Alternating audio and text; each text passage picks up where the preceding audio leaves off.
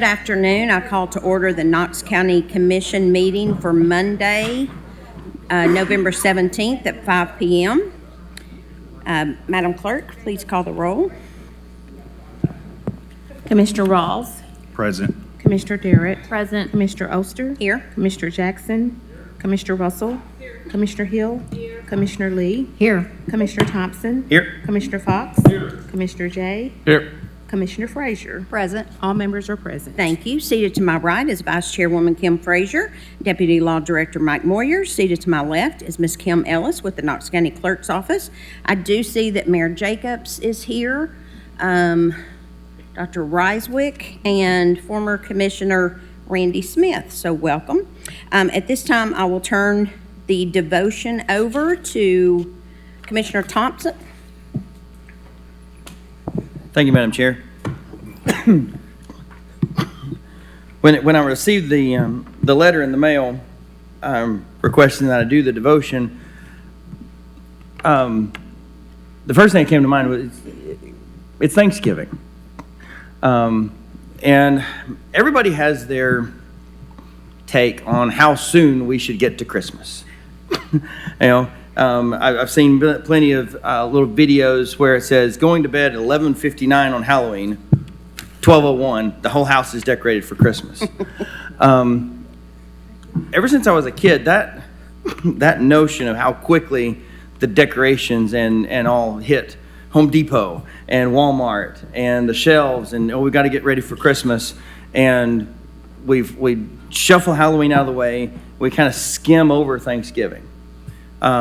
We still celebrate Thanksgiving. Everybody's off and people travel. It's the busiest travel day of the year, but it seems like we skip over the reason for Thanksgiving. And so Psalm 100 stuck out to me as the appropriate passage for Thanksgiving, where we know that Jesus is the reason for Christmas, right? And so without the birth, we don't have the death. Without the death, we don't have the resurrection. But it also says, it's very biblically correct to say we're commanded to give thanks. It's not suggested. It's not recommended. It's not culturally appropriate to give thanks. We're commanded to give thanks. And in Psalm 100, it says, "Shout for joy to the Lord, all the earth. Worship the Lord with gladness. Come before him with joyful songs. Know that the Lord is God. It is he who made us, and we are his. We are his people, the sheep of his pasture." It said everyone. In Luke chapter 19, verse 40, when the Pharisees were telling Jesus to quieten his disciples, he said, if they keep quiet, the rocks will shout out. So even the rocks would obey the commandment to say, and give thanks. The next part of the verse of Psalm 100, it talks about the gates. Well, Jesus says, I'm the way, the truth, and the life. And the only way to the Father is through me. He's the gatekeeper. He's the gates. So in this, it also says, enter his gates with thanksgiving and his courts with praise. Give thanks to him and praise his name, for the Lord is good, and his love endures forever. His faithfulness continues through all generations. So as we are culturally marching towards Christmas, don't forget to stop and give thanks. Thank you. Thank you, Commissioner Thompson. That was awesome. I'll now turn it over to the Pledge of Allegiance to Commissioner Russell. If everyone will stand, if you're able, and salute the flag. I pledge allegiance to the flag of the United States of America and to the republic for which it stands, one nation, under God, indivisible, with liberty and justice for all.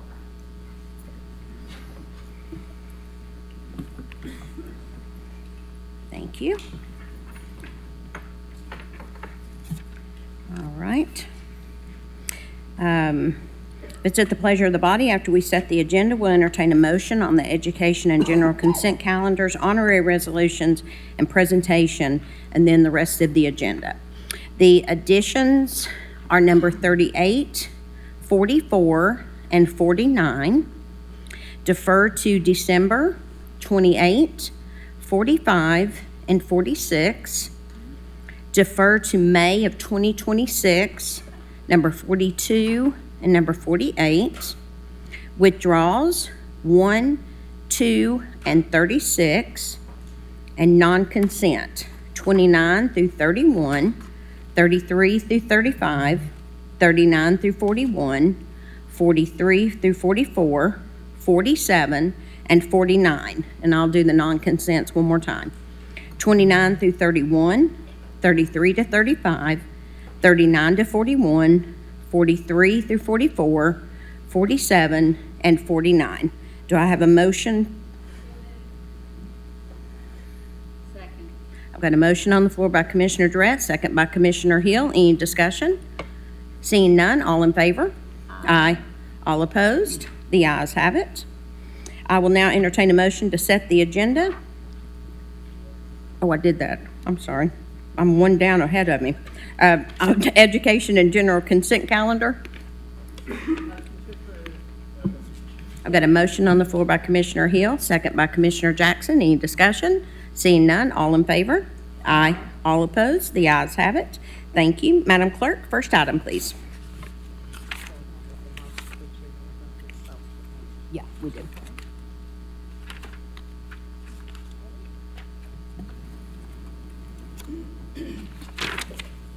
Okay, we're on honorary resolutions. The first resolution is listed on page 6. Item number 29, Resolution R-25-11-102 is honoring the Hardin Valley Academy Boys Golf Team for winning the 2025 TSSAA Division IAA State Championship. Thank you.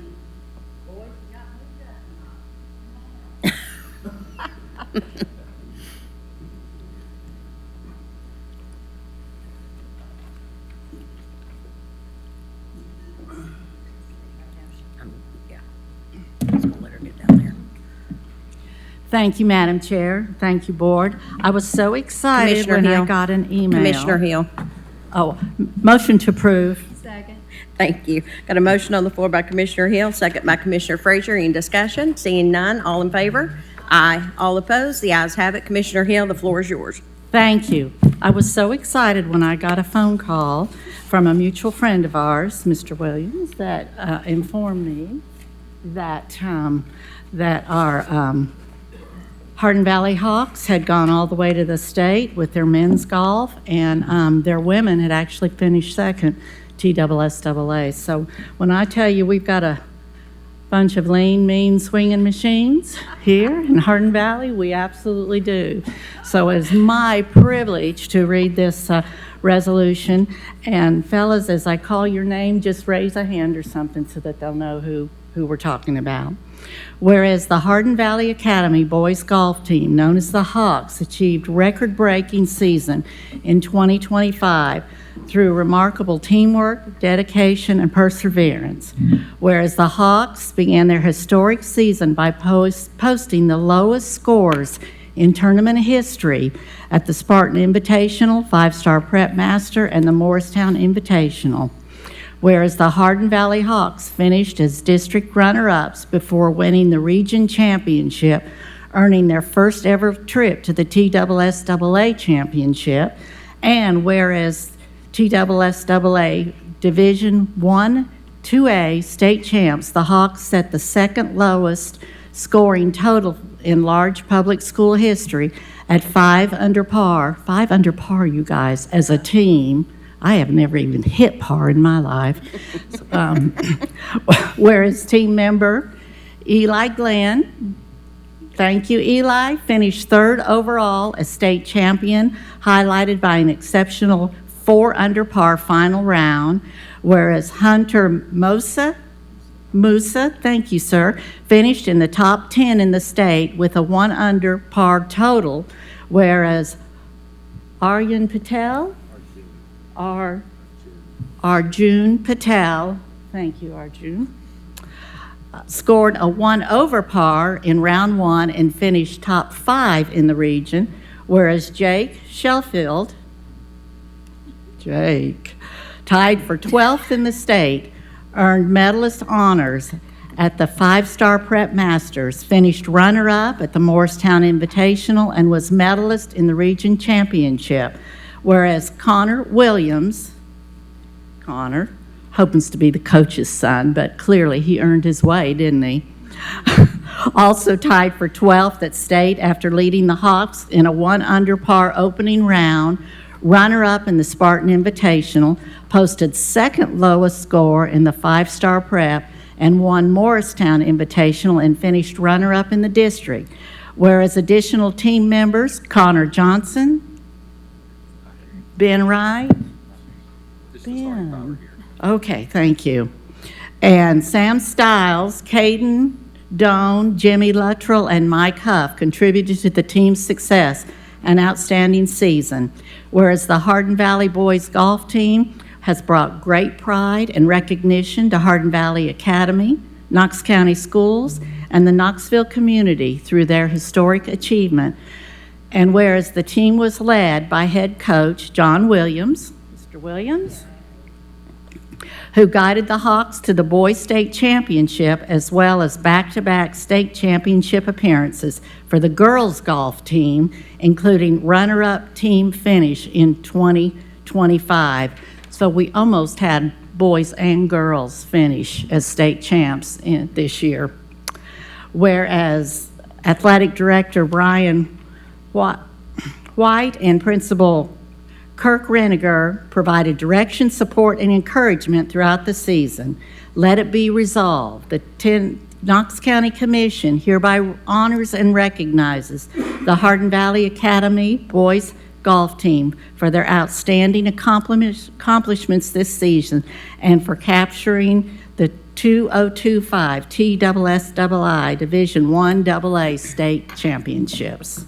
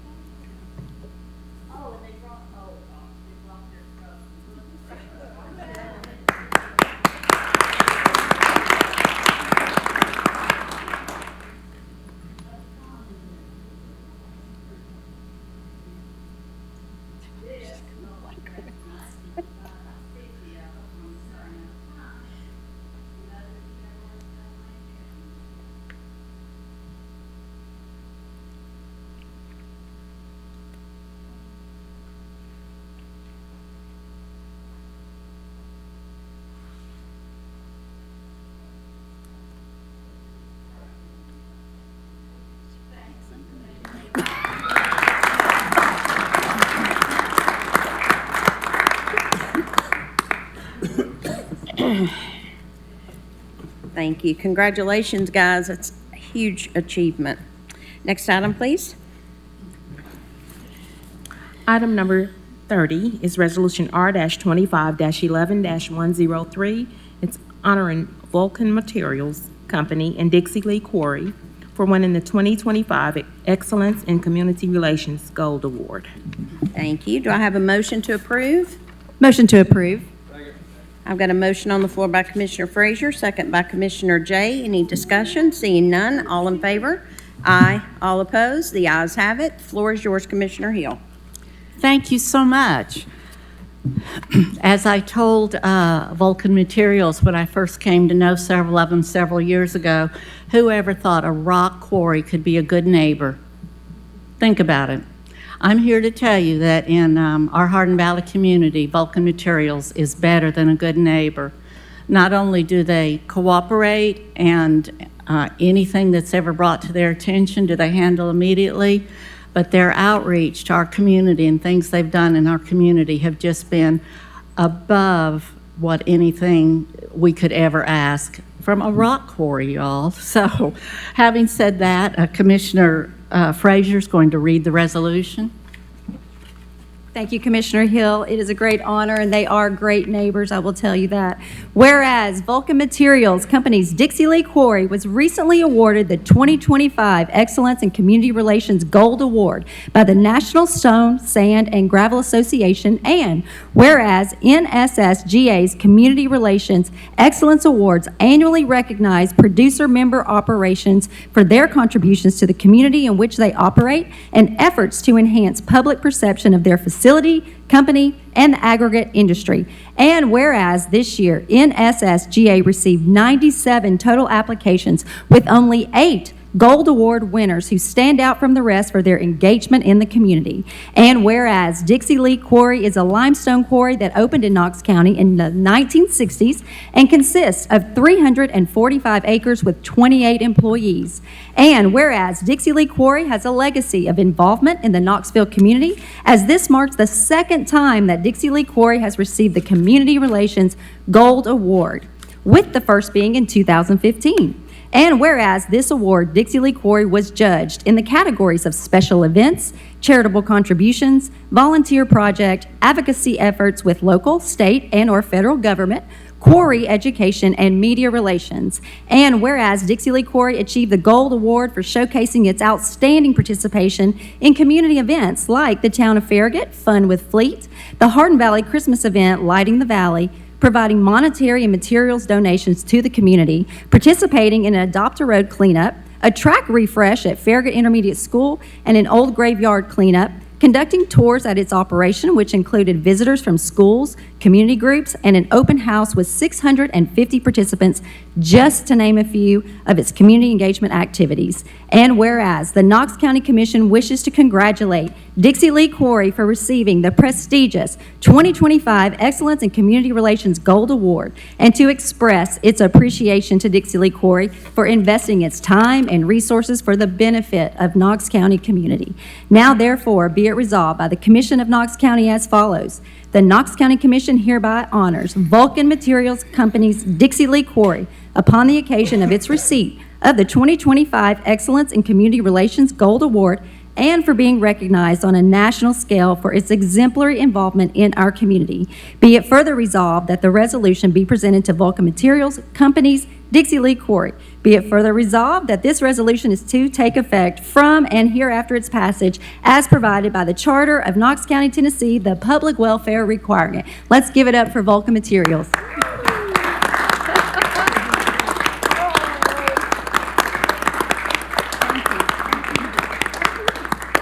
Would anyone like to say a few words? My name is Chris Meyer. I'm the plant manager at the Dixie Lee Quarry. The Gold Award from the NSSGA validates the hard work of our 28 employees put in every day, not just to produce material, but to support our schools, clean up our roads, and support local events. Thank you to Commissioner Terry Hill, Kim Frazier, and Larson J. for the recognition. We look forward to many more years of partnerships with Knox County. Thank you. Yes, if everybody will go for pictures, please. Oh, and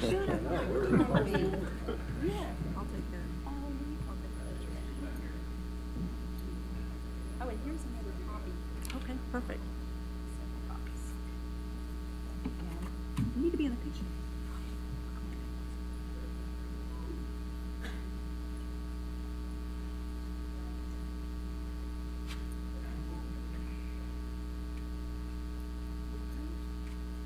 One, two, three. One, two, three.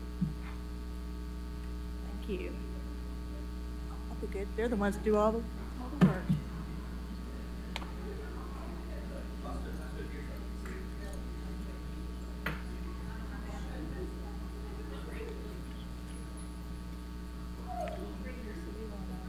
Wednesday.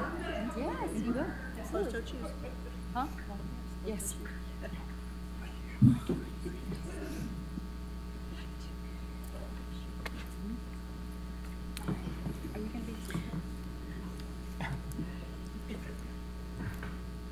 Thank you, Vulcan, for being such great neighbors.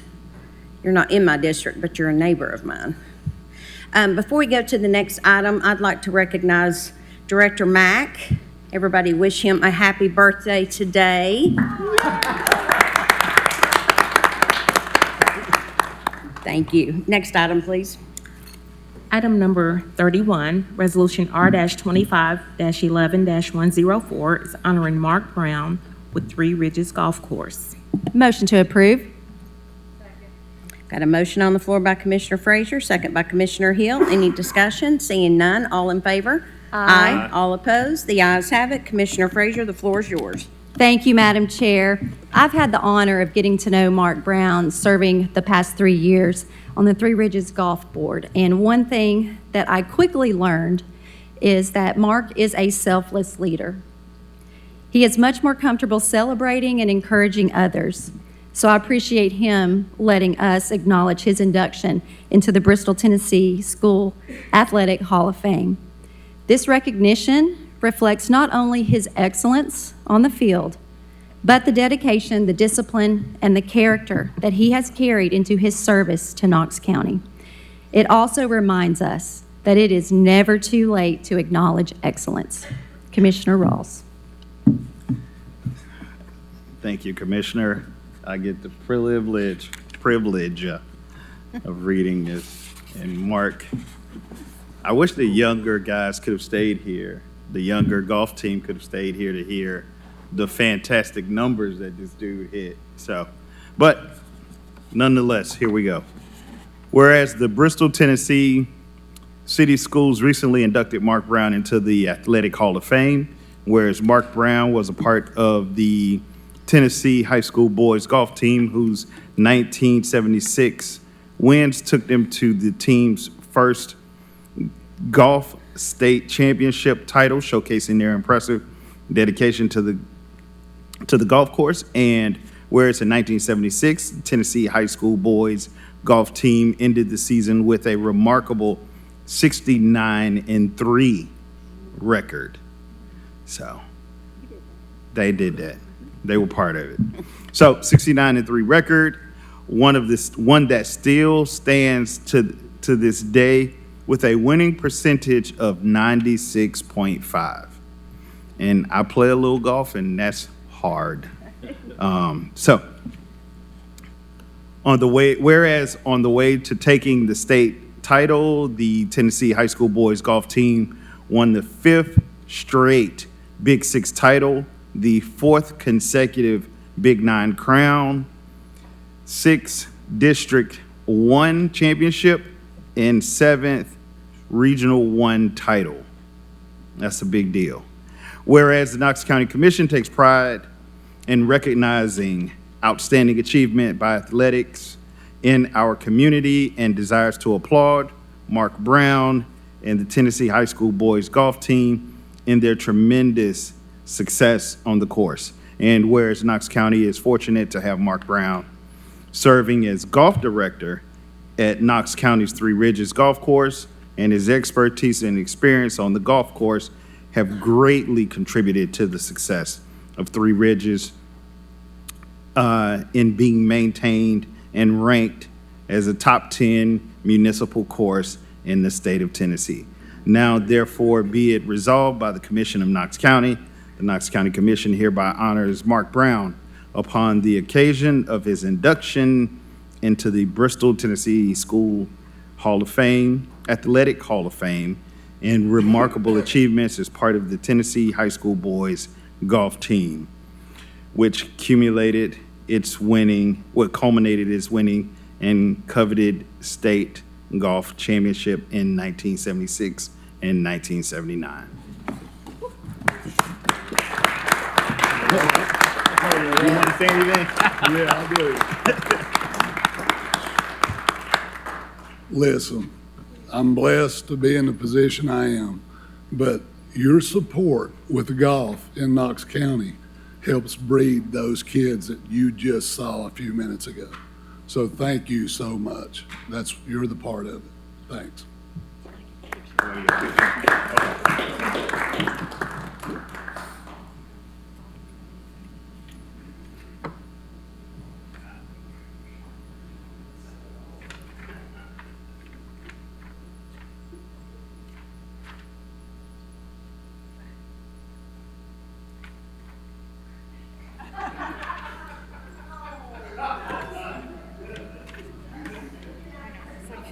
I'm not a photographer. I'm not saying anything.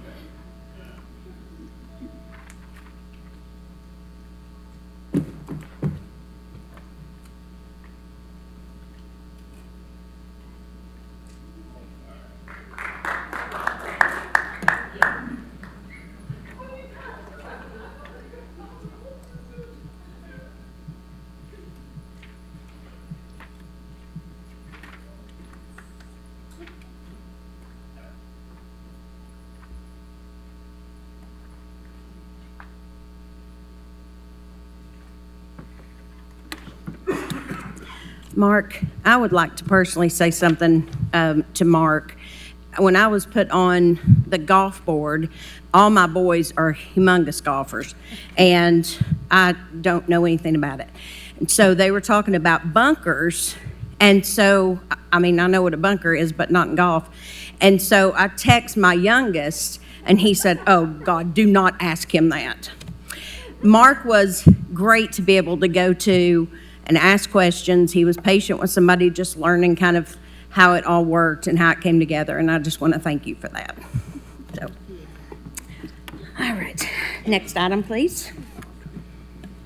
Item number 32 is presentation, update, and annual report by Kim Bumpus of Visit Knoxville. Thank you, Ms. Bumpus.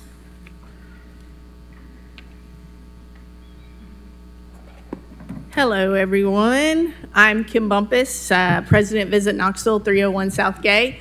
I went ahead and put some materials in front of you. I included the fiscal year ending 25 annual report, also with the fiscal year ending 26 roadmap, so that you could kind of see the comparisons of where we've been and where we're going. So as we look at the annual report, obviously you can see that fiscal year 25 was an amazing year, with some of our key accomplishments being the Sun Sphere and the Welcome Center opening, the Film Fest Knox, which we literally just concluded, made the top 50 festivals worth the price of admission. So that was a lot of coverage, and how we tell this story of how you visit Knoxville through the platform of film. And for some of you that don't know, I'm going to back up 1 second and do Visit Knoxville 101, like high level. Visit Knoxville is your Convention and Visitors Bureau. We're a standalone 501c3 nonprofit, and we have 2 contracts, one with Knox County and one with the city of Knoxville. And that makes up our funding. And as a part of our 501c3 status, we also bring in our own revenue streams through the film office and some of the other notable events that you'll find in the annual report. Another thing that everyone has asked me is, like, what is the status of tourism and where are we going? So instead, I don't want to read the reports that you have in front of you, but I want to leave time for questions. But where we're at right now is that we've come out of the gate really, really good in fiscal year ending 26. So July and August numbers have come in, and we're running 7% above fiscal year 25. And we've been going through crazy growth, but we did see a flattening in fiscal year ending 25 as it relates to just leisure traveler. And that is, we're on the map as a premier getaway destination. So how we tell that story and why you should visit Knoxville is very important in those regards, because we've always been event heavy. And fiscal year ending 26 and calendar year 2026 is lining up to be a doozy. I mean, we are going to have everything that we're already doing, but we also dropped a Luke Combs Stadium tour. We booked the Savannah Bananas at the end of May, which is very, very exciting. And Bassmaster Classic is returning in March. So we really are going to have an amazing year of tourism. And you can find some of that in the roadmap that I also included.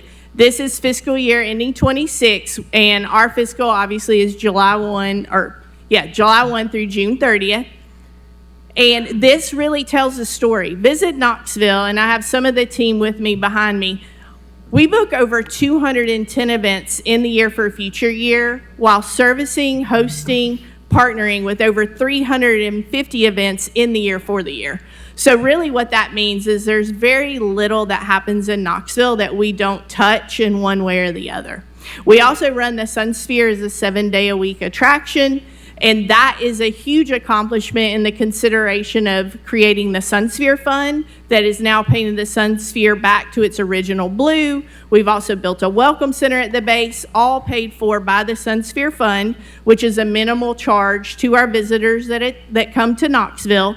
And since we reopened it in February of 2022, we've welcomed over 200,000 visitors representing 50 states and 62 plus countries. And while all of them did not come to Knoxville to go to the Sunsphere, while they were visiting Knoxville, they went to the Sunsphere and we captured their data. So that's kind of some very high-level things that Visit Knoxville does. I definitely want to stop and answer questions, but just a couple of other things that you may not know that Visit Knoxville partners with and assists with is we help manage the Sports Authority.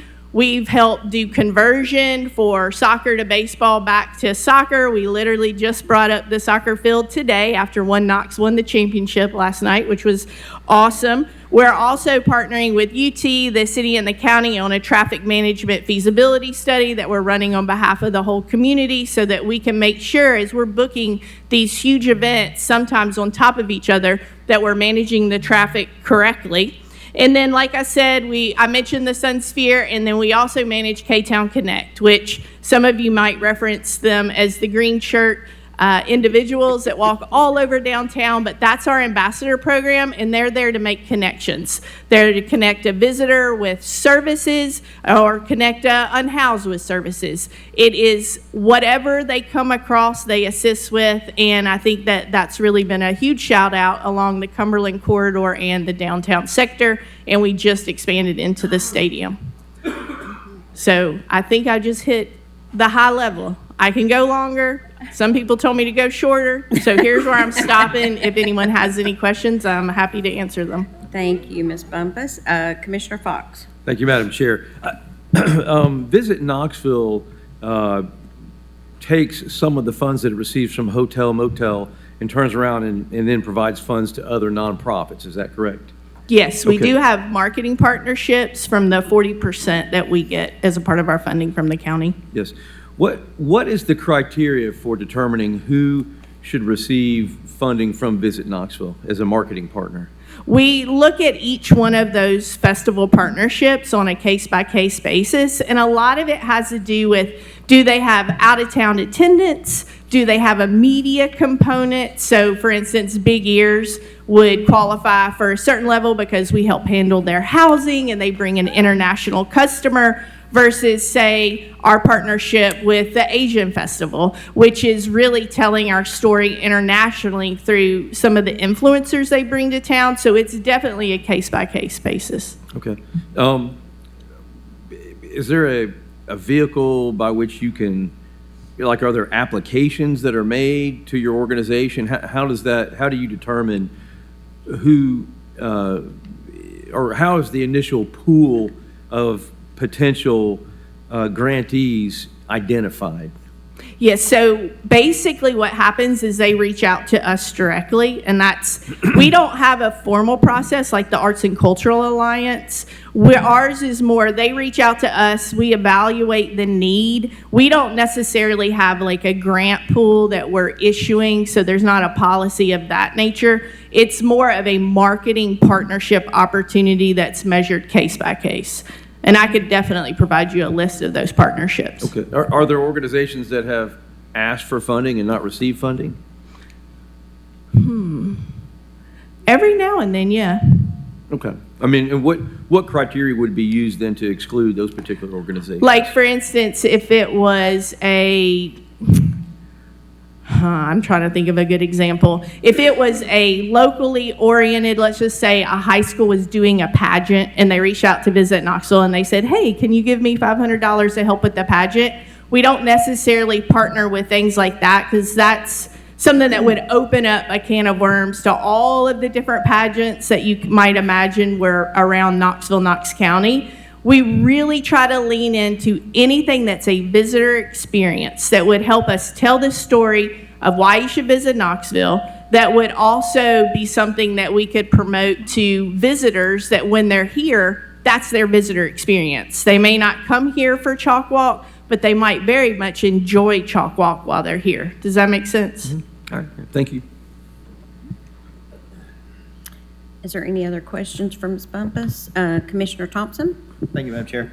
That's fine. One thing you mentioned was in the criteria in the process of asking for funds. What's more likely to happen?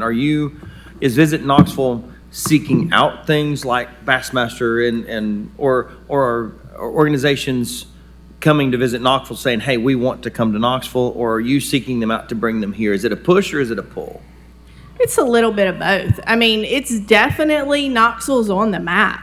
I mean, if you went back 10 years ago, we were seeking out Bassmaster Classic to say, come to Knoxville. This is why we're awesome. This is why your event would be supported here. Well, the Bassmaster Classic will continue to come to Knoxville every 4 years based on the relationship we've built as Visit Knoxville. And what I'll say about the classes is that led into USA Cycling, which led into USA Diving. So there's a lot of street cred out there, especially in the sports industry, about Knoxville and the Visit Knoxville Sports Commission as it relates to the services that we can provide. Another thing that I didn't even mention, but if you get into youth sports, we own all of the premier sport court in the Southeast and 6 tractor trailers that house it all. So that's how we're booking AAU Worlds for the next 5 years, which is thousands of kids from all over the country coming to play basketball.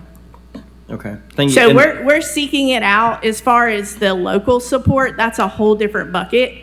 The bigger bucket is event recruitment, which is what my whole team does every single day, which is those booking over 200 events in the year for future years. Okay, and on a slightly different, I guess, part B to that question is, since we are on the map and Knoxville is being sought after as a place to be, how much competition do you see, or how stiff is the competition? Because obviously Sevier County is a very tourist-centered area. How do we compare in relation to them? Are we in competition often with places like Sevier County? For event business, sometimes, for sure. I mean, obviously, tourism is the #2 industry in the state. It produces billions of dollars. In Knoxville, Knox County, we're the 4th largest producing county in tourism expenditures. So #1 would be Nashville, #2 would be Memphis, #3 is Sevier, and that's driven a lot by, obviously, the mountain experience and that leisure family that's coming in from all over to go to the mountains and go to Pigeon Forge and Sevierville and Gatlinburg. Knoxville, Knox County, we're #4. Chattanooga's #5, and then the list continues. But as far as competition goes, we compete with everyone all over the country for events. As far as leisure travel, we're sold out almost every weekend, which is what contributes to this incredible growth we see in occupancy tax collections. And, you know, football is gravy on top, but I've been here since 2001, so I remember when we waited for football. Now, football just is the icing. We're sold out every weekend all year long. Wow, okay, thank you. Commissioner Russell? Thank you, Madam Chair. Yes, ma'am. I have one statement and then one question. As far as the services that are being provided, I would really like to see more of a focus towards some events that actually take place in the county that would actually help increase Knox County's tax dollars. And also, with it being out in the county, that would also help benefit the town of Farragut. So less of a focus toward downtown and more of a decentralized focus would greatly help our finances. And then the question is, have you ever considered changing the name to Visit Knox County? I have not considered changing the name to Visit Knox County, but definitely we'll keep that there. I make sure I never say Visit Knoxville without Knox County. I can assure you of that. And then as far as booking events in Knox County, we have great partnership with the town of Farragut. We work with them all the time. And we also, you know, I focused on some of the indoor sports, but we do baseball, track, everything countywide. And that is a huge focus. And another thing about tourism that I'll just point out is that sometimes you do probably focus centralized, but what that does is it creates compression, and compression drives rate. So that radiates from the downtown sector into all of our Knox County hotels and actually allows a lot of them to demand a higher rate than they would normally see. So it all works together, but I totally hear you, and we'll definitely keep you updated on all of our Knox County solely events as Visit Knoxville of Knox County. Thank you. Commissioner Fox? Thank you, Madam Chair. A follow-up to what Commissioner Russell was saying. I know I had a question. Are you aware of any emphasis being placed on the 250-year anniversary of the founding of the United States? Because two of the three major landmarks, I guess, for Knox County are in the 9th District. One is Marble Springs, John Severe's estate, and then the Ramsey House, which is also in the 9th District, both in the county. Of course, you have the Blunt Mansion, which is downtown. But are you aware of, like, some kind of,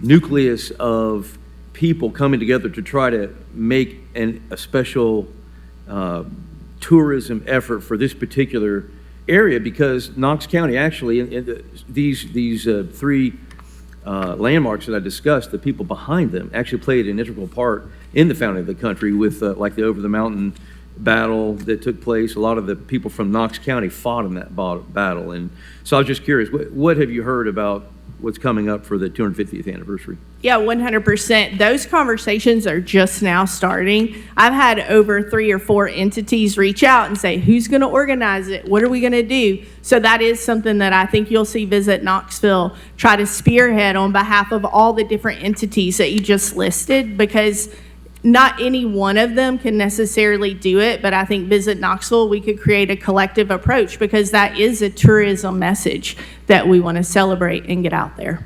Thank you. You're welcome. Seeing no other questions, Ms. Bumpus, thank you for coming. You've had a lot on your plate this year, and there's not been a beat skipped at Visit Knoxville from what I can see.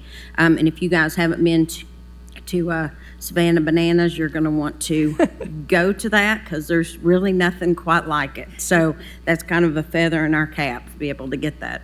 So thank you. If anyone's looking, you know where I'm at. Thank you. Have a great evening. Thank you. Next item, please. Public forum, agenda items only. Don't have any. Approval of minutes, the previous meeting. Thank you. Do I have a motion? Second. Got a motion on the floor by Commissioner Durrett. No, Jay. Second by Commissioner Durrett. Any discussion? Seeing none, all in favor? Aye.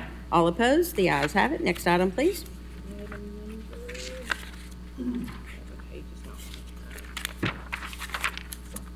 Item number 33, drives and roads, acceptance of new county roads.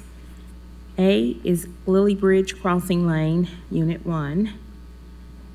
B is Sweet Almond Lane, Units 3 and 4. C is Evergreen Terrace Lane, Units 1 and 2. D is Dora Rose Road, Units 1 and 2. They're all in Windsor Forest, District 6. E, Truett Path Lane, Unit 2. F is Hobson Hollow Road, Unit 1. G, Mossy Landing Lane, Unit 1. H, Lobetti Landing Lane, Unit 1. And D, Bailey Landing Lane, Units 1 and 2. They're all in Lobetti Landing, District 6. J is Rio Bravo Lane. K is Swan Song Lane. L is Eagle Canyon Lane. They're all in Foxborough Hills, District 6. M, Yellow Aster Road. N is Red Buckeye Drive. O is Dragon Boat Road. They're all located in the garage, Unit 2, District 6. Thank you. Do I have a motion? Motion to approve. I've got a motion on the floor by Commissioner Hill, second by Commissioner Durrett. Any discussion? Seeing none, all in favor? Aye. All opposed? The ayes have it. Next item, please. Item 34, consideration of the closure of the former Ball Camp Pike and Hitching Post Drive alignment and excess right-of-way located between Daybreak Drive and Bailey Farm Drive, which is an outcome of the Ball Camp Pike Shod Road Relocation Project District 6. Motion to approve. I've got a motion on the floor by Commissioner Hill, second by Commissioner Jackson. Any discussion? Seeing none, all in favor? Aye. All opposed? The ayes have it. Next item, please.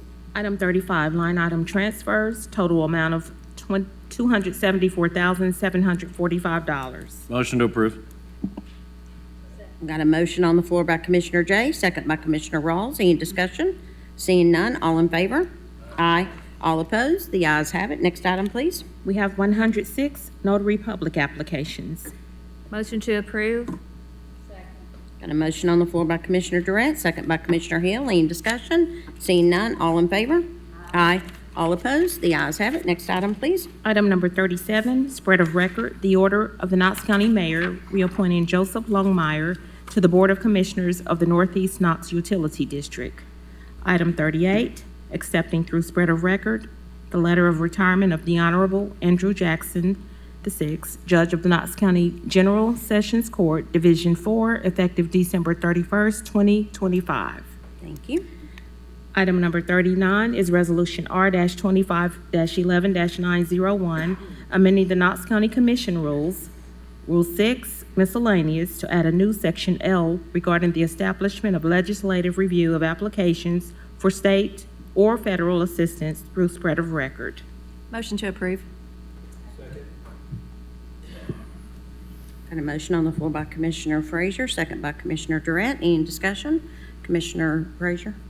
Thank you, Madam Chair. Just quickly, this came out of our October 27th Rules Committee meeting. This was presented by Commissioner Fox, and I will defer to him to speak to the item. Thank you, Vice Chair Frazier. Well, we began pursuing this particular agenda item a number of months ago. It's gone through the rules process where the Rules Committee voted on it and recommended it. I think this accommodates the administration's desire for this item to not be an ordinance, but instead to be a resolution or a rule to the county commission. And so I think that everybody is on board with this, and therefore I encourage everyone to vote yes on this particular item. Commissioner Durrett? Thank you, Madam Chair. Director Holden, if you wouldn't mind to come to the podium. Because I know you were in our Rules Committee meeting, I just want to make sure that your department is fine with the language as it's written. Jenny Holden, Knox County Grants and Community Development. Yes, Commissioner, we are. We worked with Commissioner Fox to get everything in line with the process that we currently use, and that we're able to get that added spread of record. Okay, great, thank you. Thank you. We've got a motion on the floor by Commissioner Frazier, second by Commissioner Durrett. All in favor? Aye. All opposed? The ayes have it. Next item, please. Item number 40 is Resolution R-25-11-903.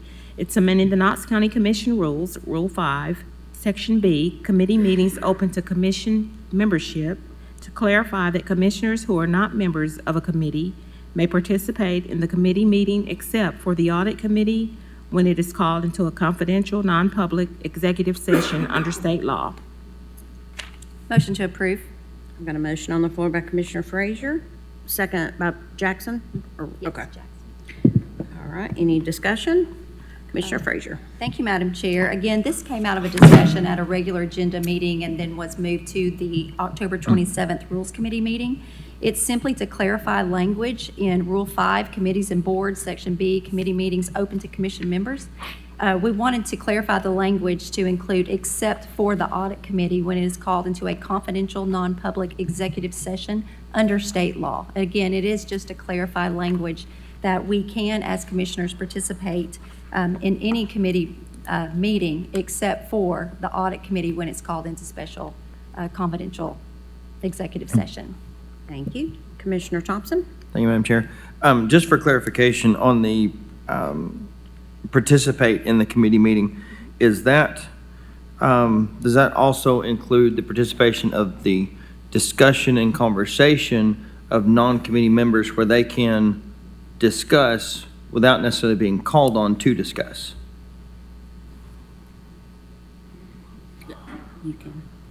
Thank you for the question, Commissioner Thompson. Yes, commissioners can participate in any committee meeting when called upon and recognized by the chair of the committee. And that's regular business at many of our committee meetings, especially in the Rules Committee. If a commissioner is present and would like to participate in the conversation, ask questions, be a part of the discussion, we have always allowed that to happen and encourage it if they are present and taking the time to come to one of those meetings. So, yes. Okay. But once called upon by the chair? Correct. Correct. Okay. Commissioner Russell? Thank you, Chair Oster. I am opposed to this rule primarily because the commission is elected to oversee the finances of Knox County. And by keeping a commissioner out of the audit committee, you are preventing them from doing part of the job that they were elected to do, that their constituents elected them to do.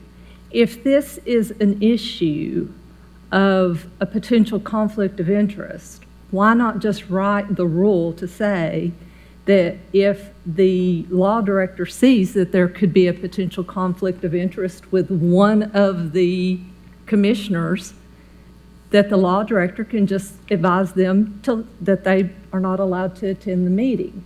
There's no reason for the other 10 commissioners not to be allowed into the meeting. That is what they were elected for. That is what their job is to do.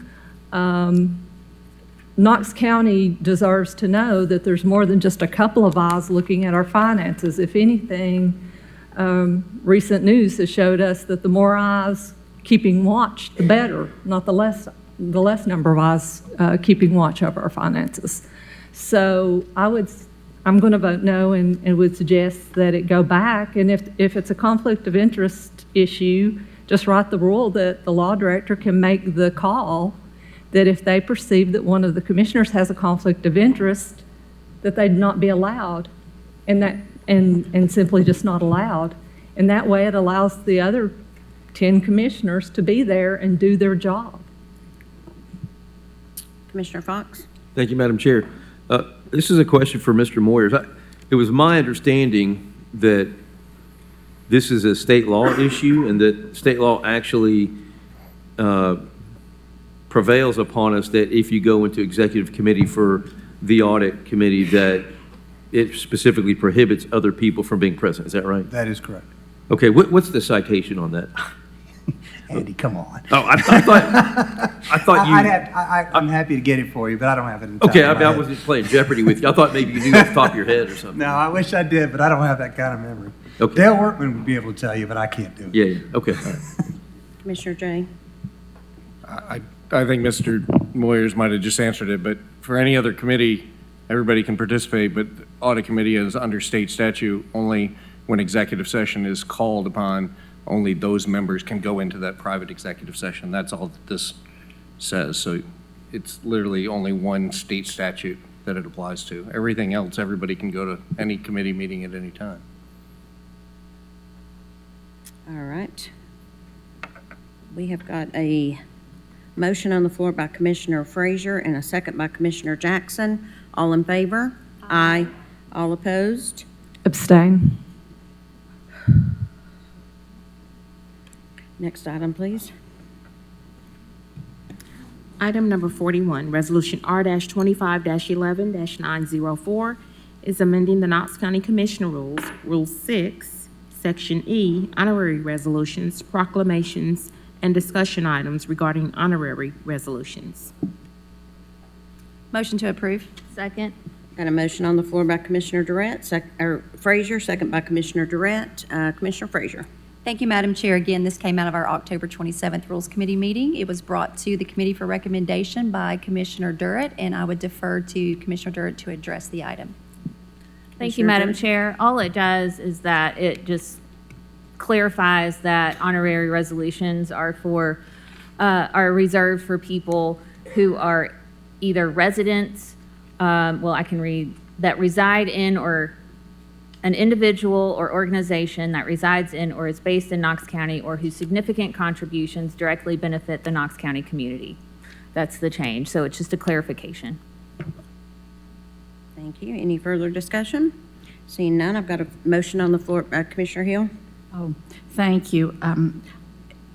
I am trying to recall, did we discuss in the Rules Committee about perhaps making the addition of or state of Tennessee, Knox County or the state of Tennessee? We didn't. All right. That was just a thought that came to me if we had, a governor or someone like that were to pass. But I'm willing to defer on that. Commissioner Jackson? Yeah, I'm going to vote no to this based upon, I think that there's some problematic language with the words significant and directly. I don't think that we need to be getting into commission meetings and end up arguing over whether a contribution was significant or whether it was directly. I think keeping it very broad-based the way it is the way to go. I'm not going to make a big issue of it. I don't think it's a big deal one way or the other, but I'll be voting no. Okay. Any further discussion? Seeing none, all in favor? Aye. All opposed? No. All right, roll call, please. Commissioner Rawls. Aye. Commissioner Darrett. Aye. Commissioner Oster. Aye. Commissioner Jackson. No. Commissioner Russell. Commissioner Hill. Yes. Commissioner Lee. No. Commissioner Thompson. No. Commissioner Fox. No. Commissioner Jay. Commissioner Frazier. Aye.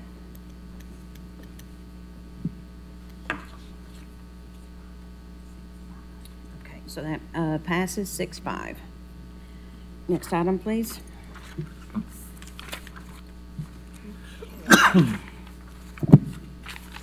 Page 9, item number 43, Resolution R-25-11-906, amending Resolution R-25-6-903 to extend the date by 6 months for the Knox County Mayor to be authorized to hire a qualified transition advisor interim superintendent to be placed at the Richard L. Bean Juvenile Service Center to serve through June 30th, 2026, instead of December 31st, 2025. Motion to approve. Got a motion on the floor by Commissioner Jay, second by Commissioner Thompson. Any discussion? Commissioner Jay?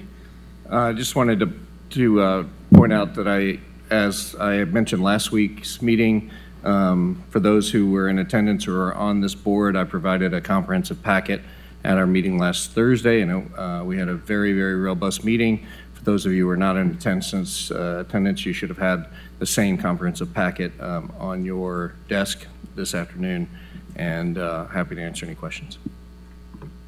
Commissioner Fox? Thank you, Madam Chair. I want to make sure I understand what this is doing. How does this relate to, for those of you who, or I guess maybe I'm directing this to Commissioner Jay. We have the item 47, which is to delay by 6 months appointing the sheriff to wait until June to turn it over to the sheriff. So this is just merely providing someone to replace Mr. Bivens then. Is that what this is, Commissioner Jay? No, sir. Last June, I believe, we passed both a resolution and an ordinance. Maybe it was July. We passed a resolution and an ordinance to reconstitute the board and to have the timeline go through January 1st. This is simply an extension of the resolution that we already passed and the ordinance that we already passed, extending the timeline for the next 6 months. Doesn't change any other things other than the timeline. Okay. still, the original resolution granted the mayor the ability to hire the transition team. So he still has that authority for the next 6 months as well, and the board still provides oversight. So it literally just changes the timeline 6 months later.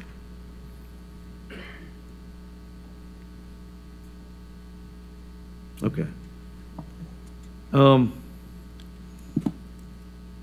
We could conceivably address this issue, though, in December and not this month. Is that correct?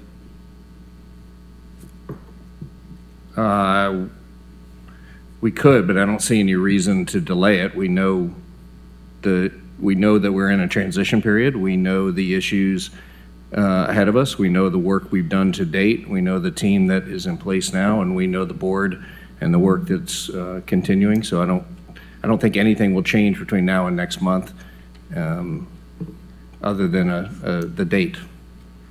Well, of course, my comment on this, and I made this statement at the Juvenile Service Center Board of Directors meeting.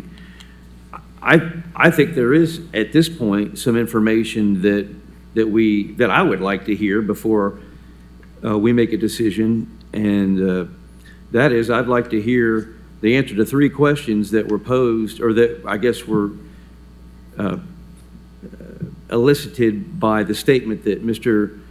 Bivens made. Number 1, he said there's like 16 out of 94 problems that have been solved, so there's 76 problems still to solve, or something to that effect. Number 2, he said county leaders have not kept their promises. And so I'd like to know, number 1, what are the things that Mr. Bivens thinks have been performed acceptably, and what remains to be performed acceptably in order to have the juvenile facility be I guess, an acceptable facility to put youth in. Number 2, who are the county leaders that Mr. Bivens thinks have not kept a promise? And number 3, what are those promises? And I'd like to have a subpoena. I'd like to have Mr. Bivens come in and explain those answers. And I think that we could get those answers before making this move. And this might be the acceptable move to make, regardless of the answers. I don't know, though, and I'd just like to hear them.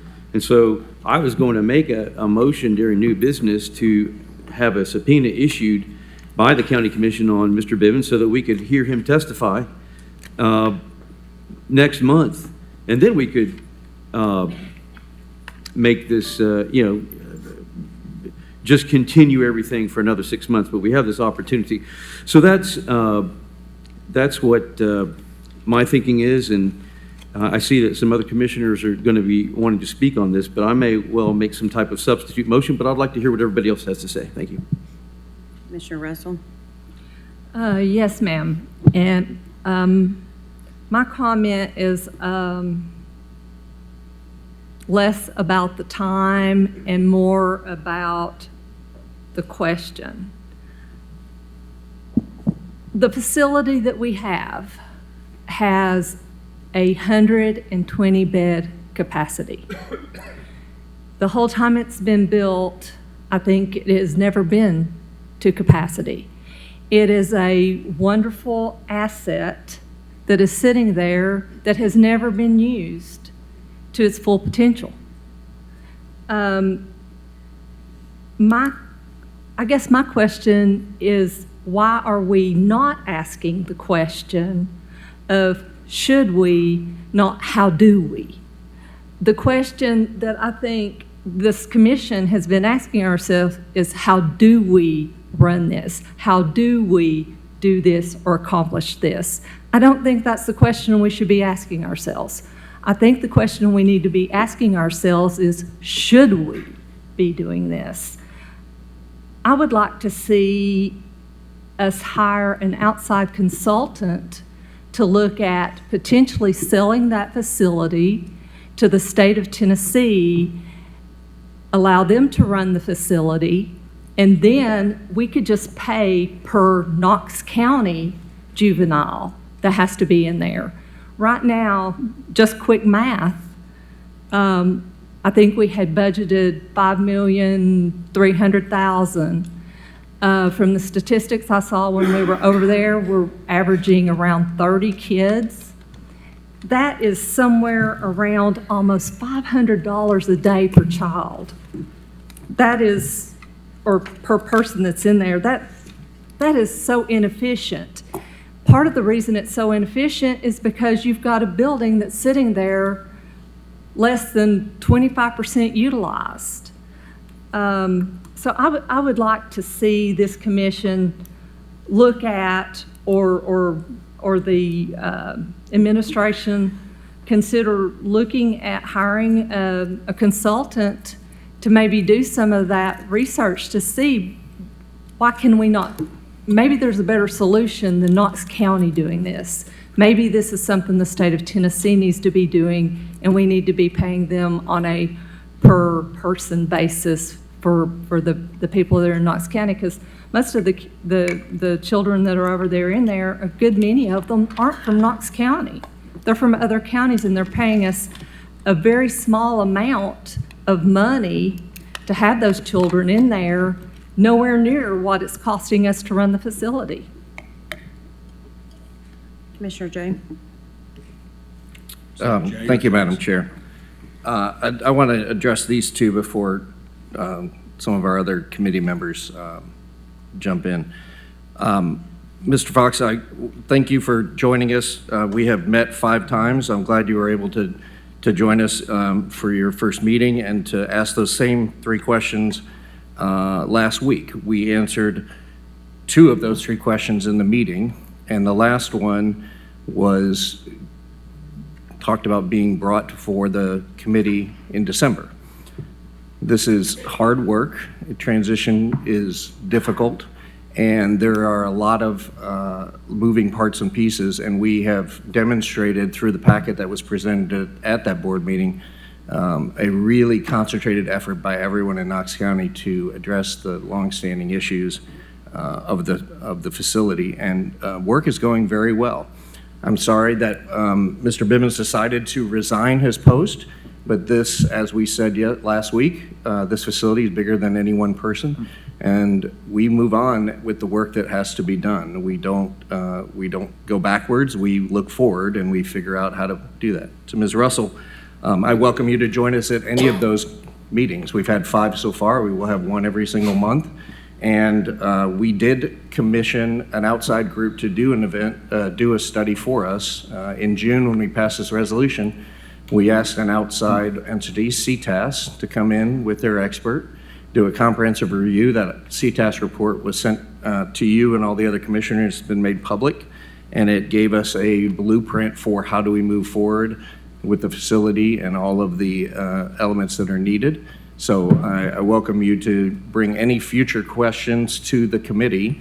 That's why we have a transition committee. We have 5 of us from this commission that meet every month. We walk through these issues, and if you have additional questions that you want us to look into, we would be happy to do that. We have reported in those committee meetings that we have talked to the state. The state does not run facilities like this. The state does not buy them or take them over, and they don't hire other people to run them for us. This is done by a county-by-county basis, so that it's not an option.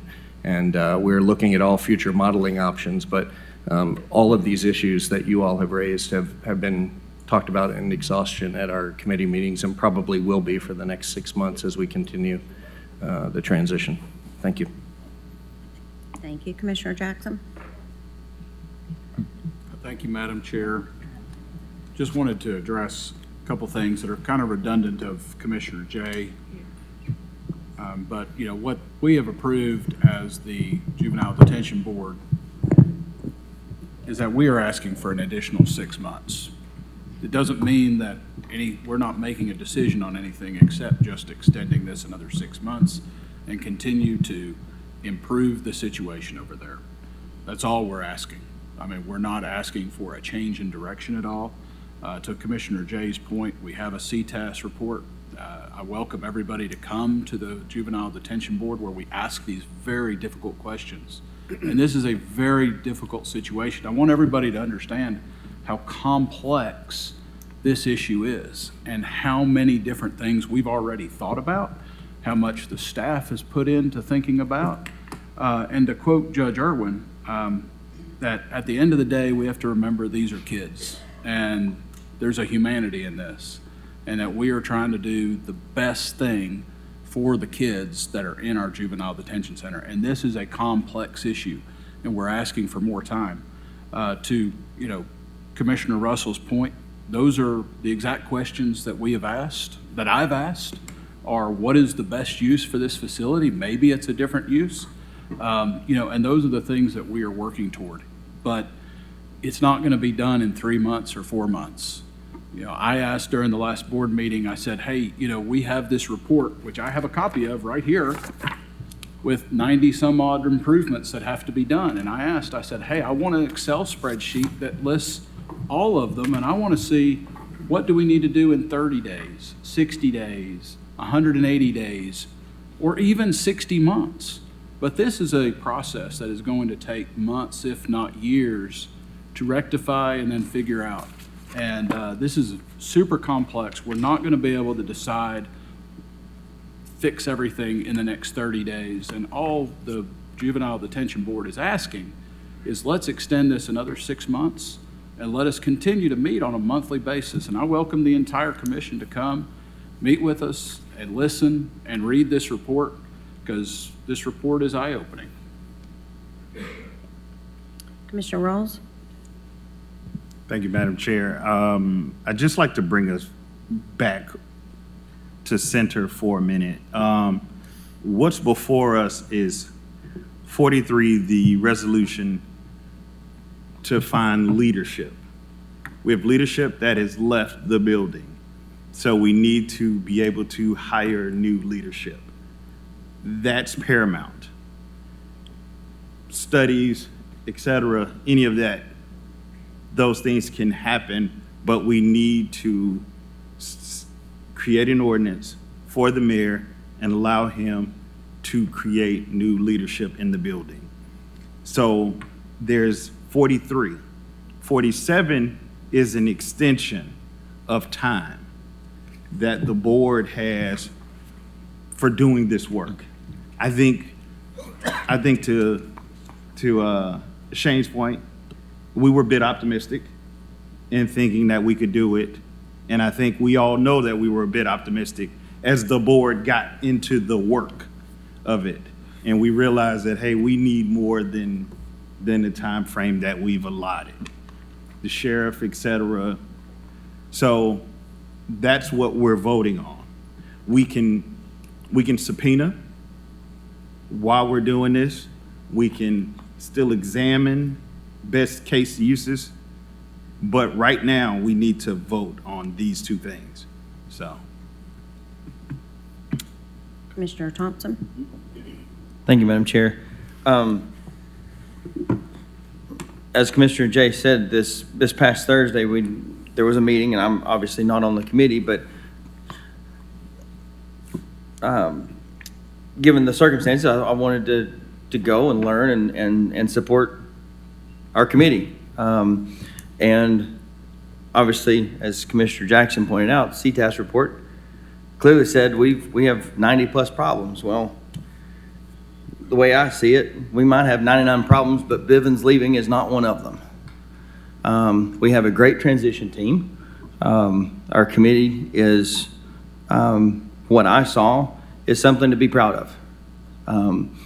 With Mr. Van de Veet's report and the discussion and the layout, it was very frank, it was very clear, it was honest, but it was optimistic.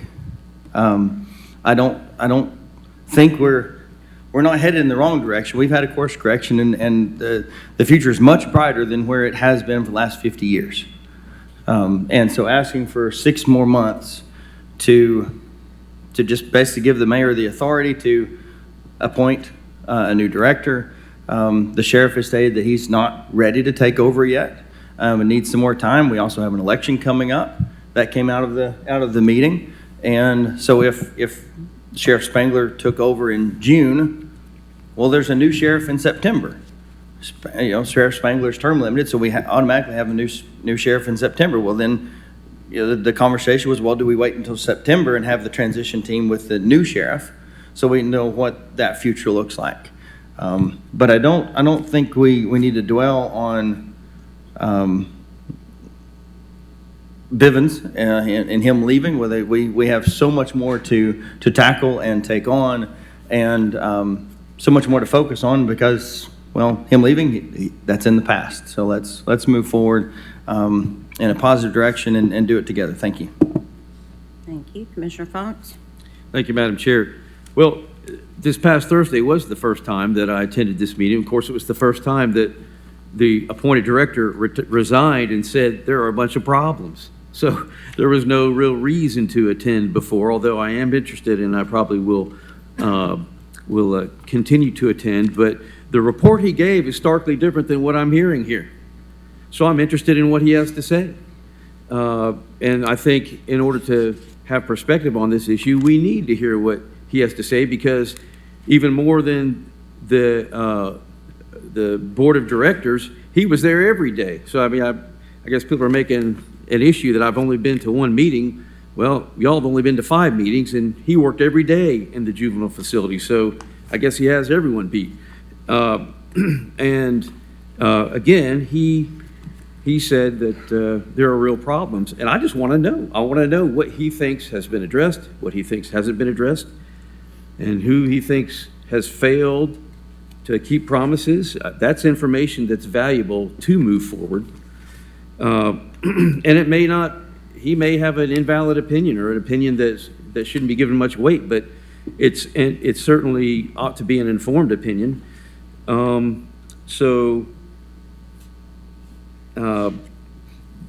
That's why I think that we ought to take just another 30 days. I'm not dying on this hill, but I want to subpoena him and I want to know what he has to say. So that's my response. Thank you. Commissioner Russell? Thank you, Chair Oster. I appreciate that if you guys have done this research, but again, I guess you said there have only been 5 meetings. Have you hired has this board hired a consultant to look at, and I'm not talking about the board making that decision, I'm talking about hired a professional consultant to look at how we could transition this facility to someone else so that we're not taking this financial burden and this facility can be used to its maximum potential. I know that CTAS told us how to run it. That is not my question here. I am not saying, are we running it properly? Are we not running it properly? My question is, should we be running it at all? Most of the other counties send their children to the state of Tennessee and they pay them a per day rate when they have to be kept. Is it better for us to do that ourselves? Obviously, Tennessee has the capacity to do it right because, after all, they're the ones who, said, hey, this facility doesn't meet qualifications. They have the expertise. We don't have the expertise. They deal with 95 counties worth of children. We don't. So maybe we are better off selling that facility for some other use and sending our children to the state of Tennessee and just paying them the rate. It would probably save us finances, plus we would know it would be done right because they are the experts in this area. Commissioner Jay? Thank you, Madam Chair. I do have an answer for you, and the answer is we have discussed that. Mm-hmm. There is not an option to send our kids to the state. We can send juveniles that are in our custody.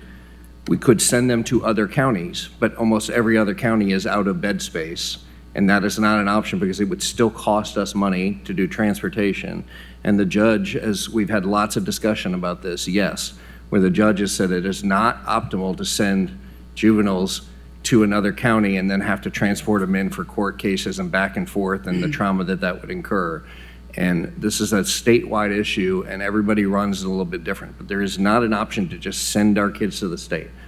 We had a discussion on Thursday where we said we were going to consider all future options for how do we model this facility, starting at our next board meeting and continuing that work for the next 6 months as we go through all the different options.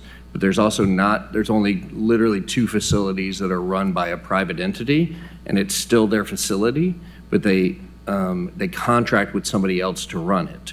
And so we talked about that, but that's in a future agenda. So the answer is yes, we have a consultant who has told us what the current state is and how it might be run to an optimal level. We have not discussed hiring a consultant. We're not that far along in the process yet. Commissioner Jackson? Yeah, thank Or you. Commissioner Hill, were you next? Yeah, mine. I don't know, it keeps flopping. I know it does. Turning on and off on I here. know. I'll defer to Commissioner Hill. Thank you, sorry about Thank you, that. Commissioner Jackson. Thank you, Mr. Oster. Commissioner Oster, I want to reiterate what Commissioner Jay just said. The question about the state has, in fact, been asked. They are not interested, period. They're not interested. This has been asked. The discussion has also been, maybe there is a better place, a better manager for it. That has been asked too. Those are all items that are still on the agenda. To suggest that, well, we've only been to 5 meetings is like suggesting that a commissioner only shows up at 5 meetings and there's no other work that gets done. Because I'm here to tell you, every one of us that's on this detention panel that we were assigned to has spent way more than 5 meetings trying to look at this. We have spent times with the former director. We have spent times talking to our administration in Knox County. We have spent time talking to Helen Ross McNabb. I'm speaking for myself, but I know just from things that have been said in the meeting that every single one of us has invested a lot more time than just coming and showing up at a meeting. So what I wish the commissioners would remember is that this CTAS report, in a nutshell, it said this is a facility that was frozen in time. There's no, we are working really at warp speed, I feel like, doing as much as possible. In the meantime, though, the main focus needs to be and has always been on the youth that are incarcerated in this facility. And I will tell you, they are safe, they are well cared for. Problems that have surfaced have been brought to us immediately. We heard their wish list just Friday for 2 or 3 more things that they really needed that would just make absolutely sure that the needs of our youth are being met in there, and those are at this moment being addressed. We are managing in this facility. We are managing, we are moving forward. I can assure this commission we are doing everything possible, as quickly as possible, to get this wrapped up. And I genuinely wish that other commissioners would, in fact, come and sit at these meetings and listen to the in-depth conversations that we do have about this very issue. Thank you. Commissioner Jackson? Thank you, Madam Chair. I just wanted to address one of the other questions. The question was not should we or how do we, but should we be running it? And I think our board has decided, and I think that, we have, and I'm speaking for the board, so somebody may disagree with me, but yes, we should be running the Juvenile Detention Center in some form or capacity, and that is what we're trying to figure out, is what, how, why. I don't think that a consultant is the expert in these things. I think that, and we discussed this at our last meeting, was let's start putting together a committee. Let's start forming a committee of business and experts to field that would be eventually, potentially, the board that would oversee this. Let's look at all these different options. And I'm not suggesting we're not voting on that tonight. I'm just stating that these are the things that we are discussing during this board meeting.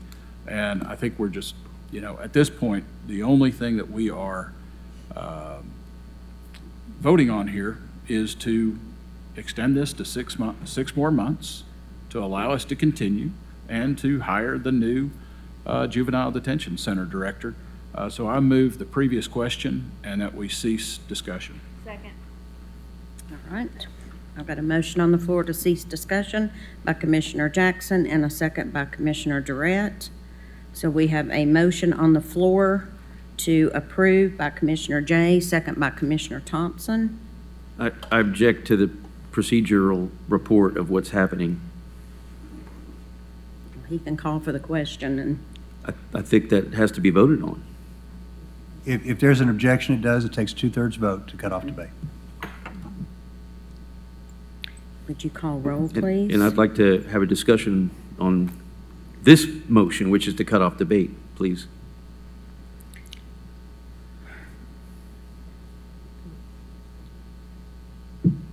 May I proceed, Madam Chair? Director Moyers is going to let me know.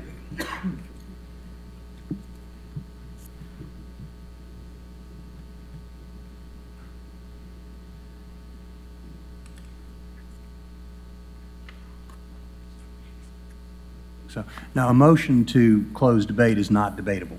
So it just goes straight to a vote. So we have a motion on the floor to close debate by Commissioner Jackson and a second by Commissioner Durrett. All in favor? Aye. All opposed? No. Roll call, please. Commissioner Durrett. Aye. Commissioner Oster. Aye. Commissioner Jackson. Commissioner Russell. Commissioner Hill. Commissioner Lee. Commissioner Thompson. Commissioner Fox. No. Commissioner Jay. Commissioner Frazier. Aye.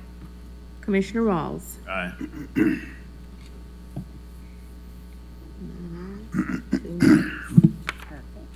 That motion passes 9-2. Next item, please.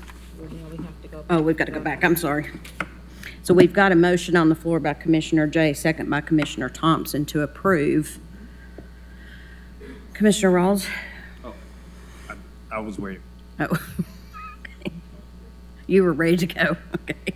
All right. All in favor? Aye. All opposed? One no. Item passes. Next item. Item number 44 is Resolution R-25-11-907. It's approving a fiscal year 2026 budget amendment to increase the total budget in the amount of $1,500,000 for the purpose of providing a one-time pay adjustment for employees in the amount of $500. Make a motion to approve. Second. Any discussion, Commissioner Durrett? Thank you, Madam Chair. If since you're one of the sponsors, if you're amenable, I would like to be added as a co-sponsor, and if anyone else would like to add, I would suggest that, yeah. Commissioner Frazier? Full commission is advisable, Madam Chair. Is everyone on board with full commission? Commissioner Yes. Fox? Yes. I will need to abstain because I have a spouse that's a member that will benefit from this, and therefore I don't want to be self-serving. So I'm going to abstain. Got a motion on the floor by Commissioner Oster, second by Commissioner Frazier. Any further discussion? Seeing none, all in favor? Aye. All opposed? And one abstained. Ayes have it. Next item, please. Item number 47, ordinance O-25-11-103 is an emergency ordinance of the Commission of Knox County, Tennessee, amending ordinance O-25-6-102 in reference to Knox County Code Section 18-141 to delay the transition of operation and control of the East Tennessee Regional Service Center, also known as the Richard L. Bean Juvenile Service Center, to the Knox County Sheriff by 6 months. This amends ordinance O-25-6-102, adopted June 23rd, 2025. Motion to approve. Okay, was that Commissioner Lee? Okay. All right, I got a motion on the floor by Commissioner Jay, second by Commissioner Lee. Any discussion? Seeing none, all in favor? Aye. All opposed? The ayes have it. Next item, please.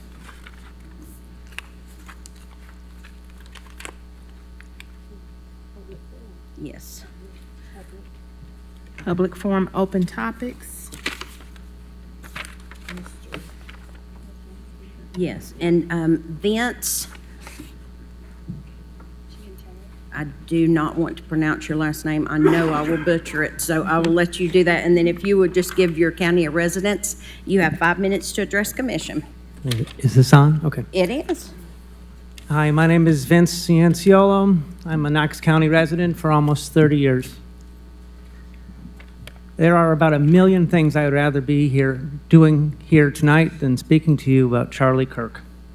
But I was disappointed last month when you chose to spend time, effort, and the goodwill of many county residents to consider and then pass a resolution promoting a divisive national political figure instead of keeping a laser focus on the important work of this county. Let me say emphatically, Charlie Kirk's murder was a tragedy. Charlie Kirk's murder was a tragedy. It's a tragedy that a young father was taken from his family. It's also a tragedy that through the haze of martyrdom, we tend to see only one side of an individual, good or bad, and forgetting that people are complicated. Political violence is a cancer that short-circuits difficult conversations. We honor the First Amendment. We reject political violence. We extend our sympathies, deepest sympathies, to Mr. Kirk's families. These statements would have formed the basis of a balanced resolution in response to Mr. Kirk's murder. But the honorary resolution that was adopted was anything but balanced. Mr. Kirk was lauded as an inspirational Christian with no mention of the associated controversy. At least 2 commissioners were appalled that anyone would object. They see or choose to see one side of Charlie Kirk, but he was complicated, and he said an awful lot of things that I am pretty sure Jesus would be embarrassed to be associated with. I don't intend to denigrate Mr. Kirk, but I think it is important to get a few of his more provocative quotes into the record to provide a complete picture of the man that this body honored last month.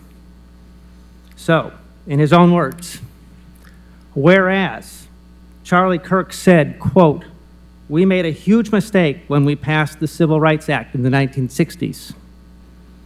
Whereas Charlie Kirk said, quote, "Some of the largest financiers of left-wing anti-white causes have been Jewish Americans." Whereas Charlie Kirk said, quote, "I think it's worth it to have a cost of, unfortunately, some gun deaths every single year so that we can have the Second Amendment." Whereas Charlie Kirk said, "Birth control really screws up female brains, by the way. Every single one of you needs to make sure that your loved ones are not on birth control." Whereas Charlie Kirk, when asked what he would do if he had a 10-year-old daughter pregnant following a rape, replied, "The answer is yes, the baby would be delivered." Whereas Charlie Kirk said, "If I see a black pilot, I'm going to be like, boy, I hope he's qualified." Whereas Charlie Kirk, commenting on Taylor Swift, said, "Reject feminism, submit to your husband. Taylor, you're not in charge. I think Taylor Swift should get married and have a ton of children." Whereas Charlie Kirk said many more things that seemed aimed at provoking and polarizing rather than bridging divides.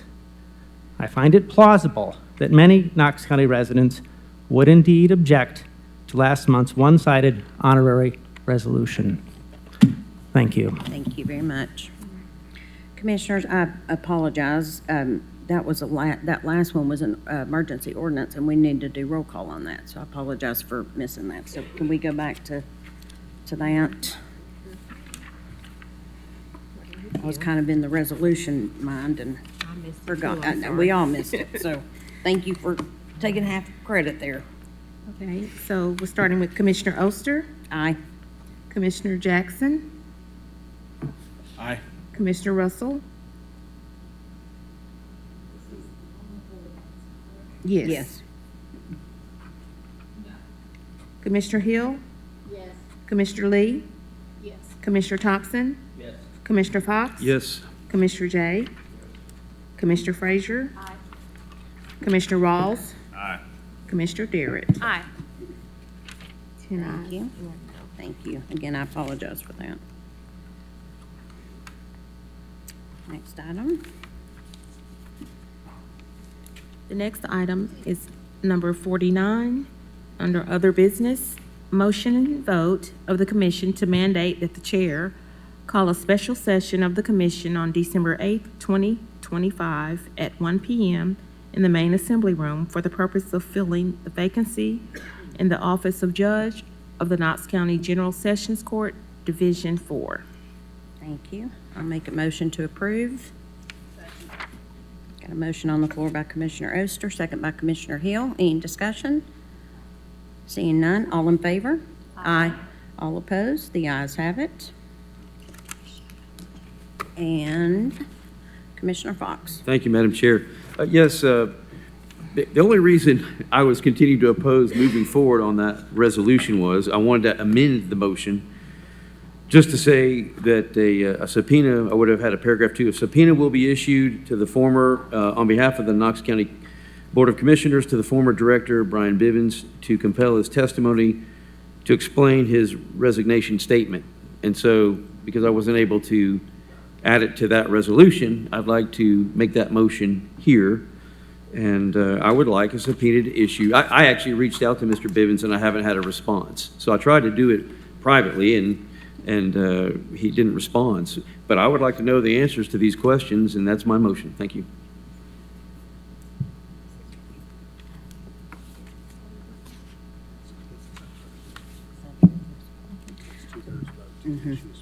Yeah, it's 2/3 vote, so this will be a roll call. We've got a motion on the floor for a subpoena by Commissioner Fox. Is there a second? And it dies for lack of a second. I'll second.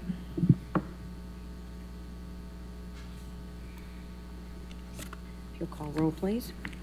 We're going to have discussion. Oh, yes.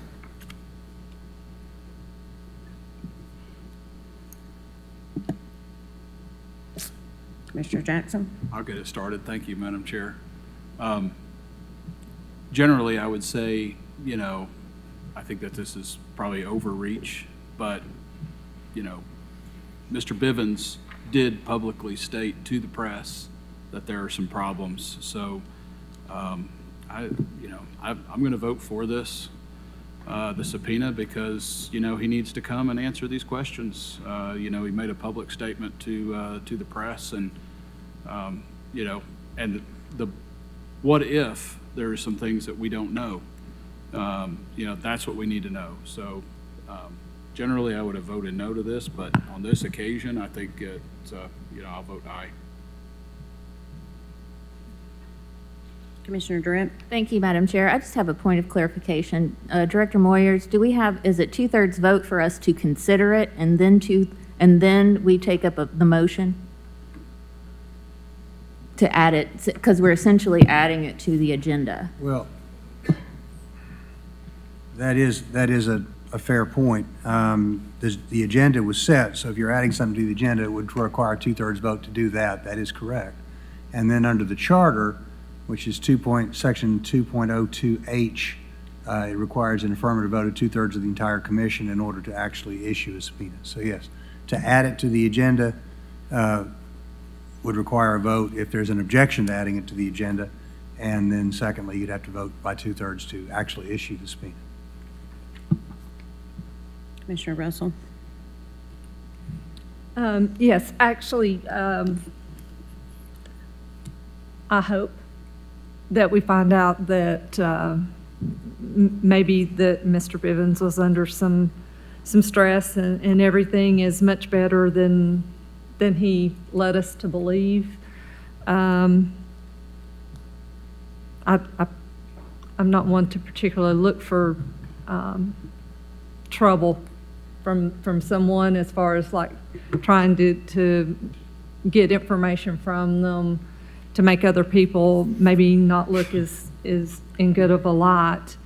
But I do think that since this is such an important issue, that transparency,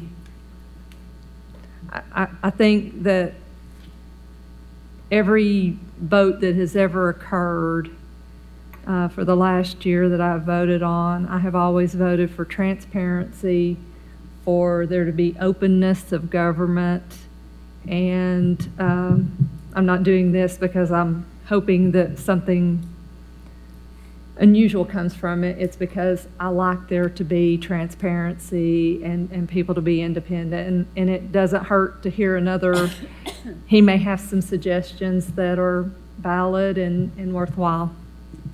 Point of order, Madam Chair. Can we vote on adding this to the agenda before we continue discussion on something that is not on the agenda? Mike? Yeah. Okay. A question for Mr. Fox, if I may.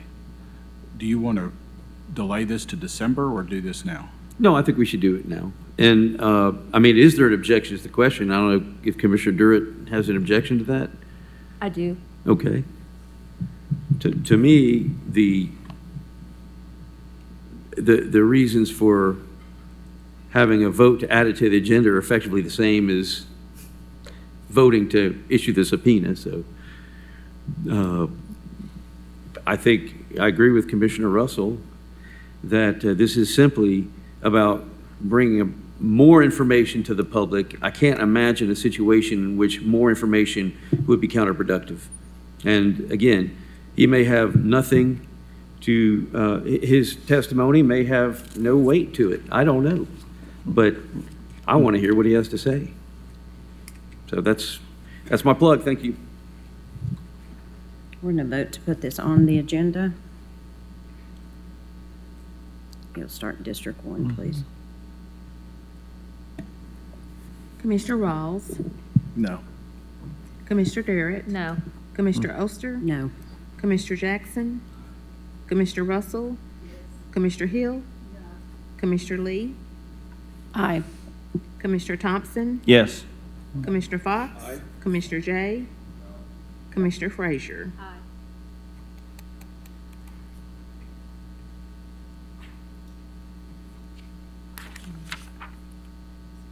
All right, so that passed. We can now vote on two-thirds. Oh, it didn't pass.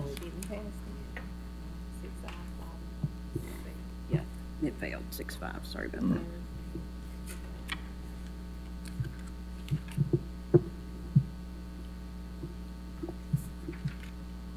Commissioner Thompson?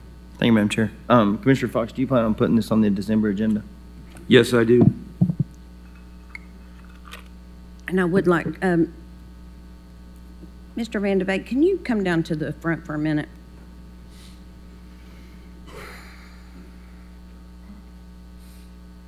As I was at the meeting last week, the discussion was a great discussion and very informative. And as we've all said, you can beat the dead horse to death, that this facility was not in our hands for 53 years. And now, for some reason, there are certain commissioners who think that it needs to be fixed in 6 months. And per Judge Irwin, who is the juvenile judge, has made it very clear in his mind that he doesn't want this facility to go anywhere, and he is the judge of that facility. Was the question that I have, did Mr. Bivens not come before this committee last month and talk about how good things are going and how we are making progress? He did, and I can't speak for him, but up until a week or so prior to his departure, we felt very comfortable with where we are.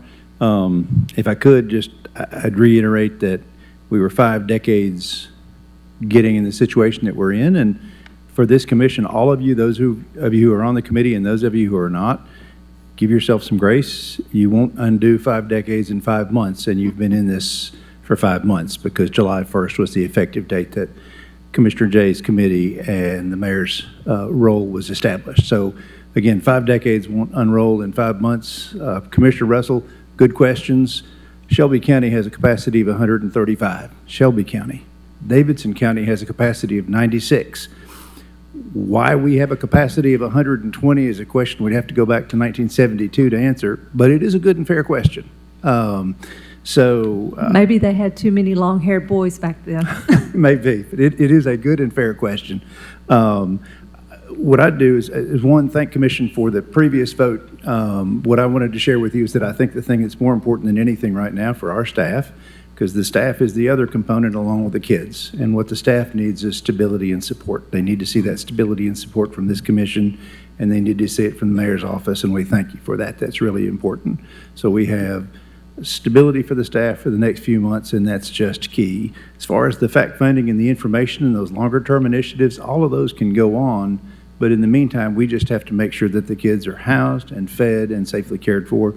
Last thing I'd mention, if it's of any help, is that we have pending before the state a request to be reapproved. Remember that private facilities are licensed, public facilities are approved. We have not been approved in 3 years, but we do have a pending request to be approved. We're optimistic that we will be approved.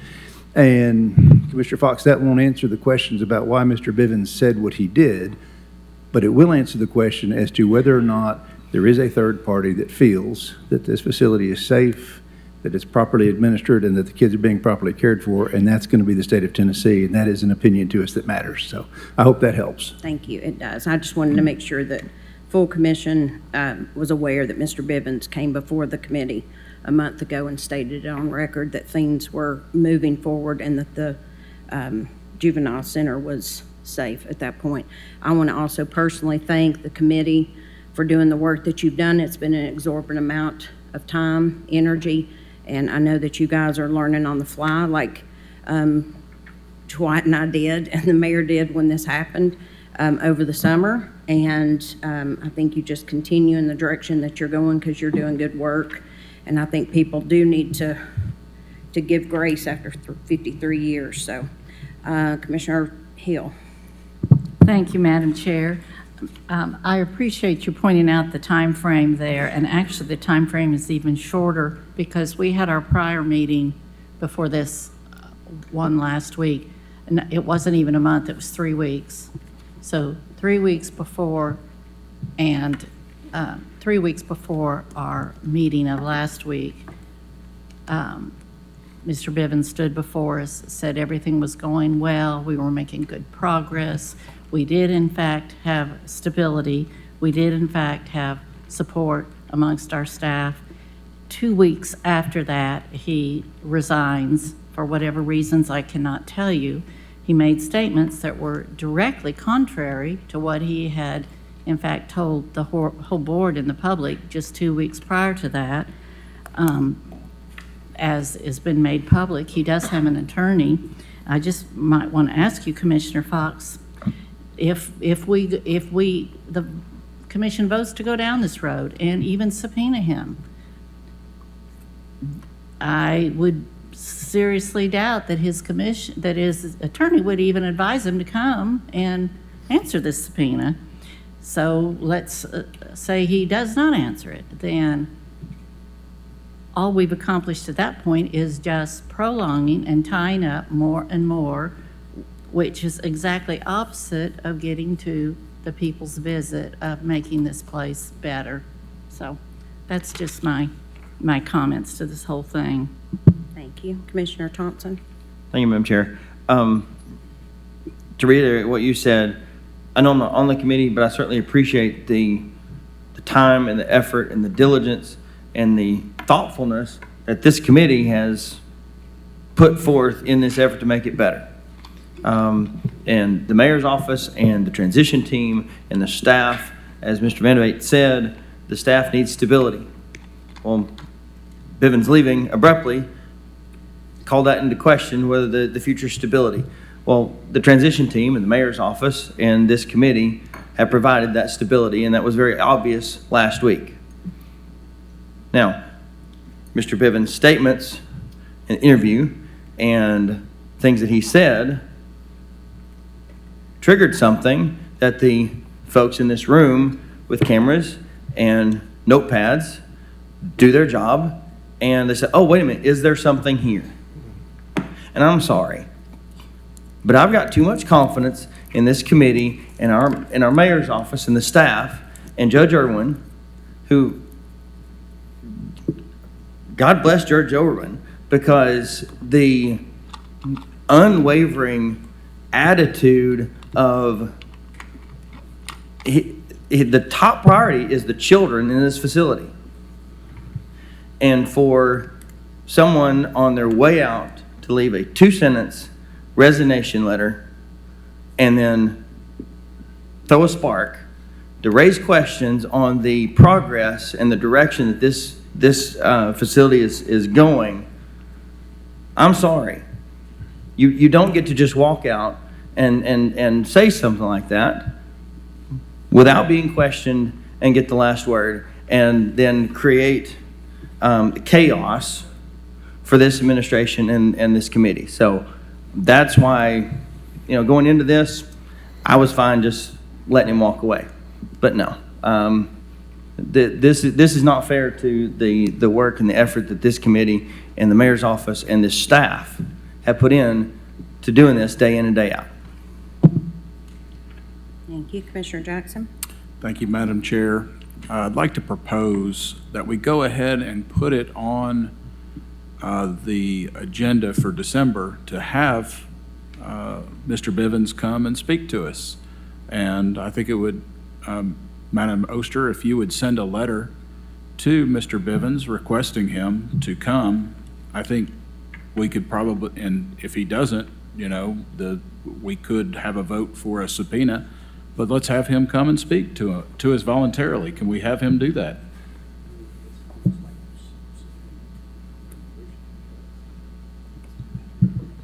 Okay. Let me talk to the law department, how we need to handle that. Sure. And then I'm happy to put it on public forum.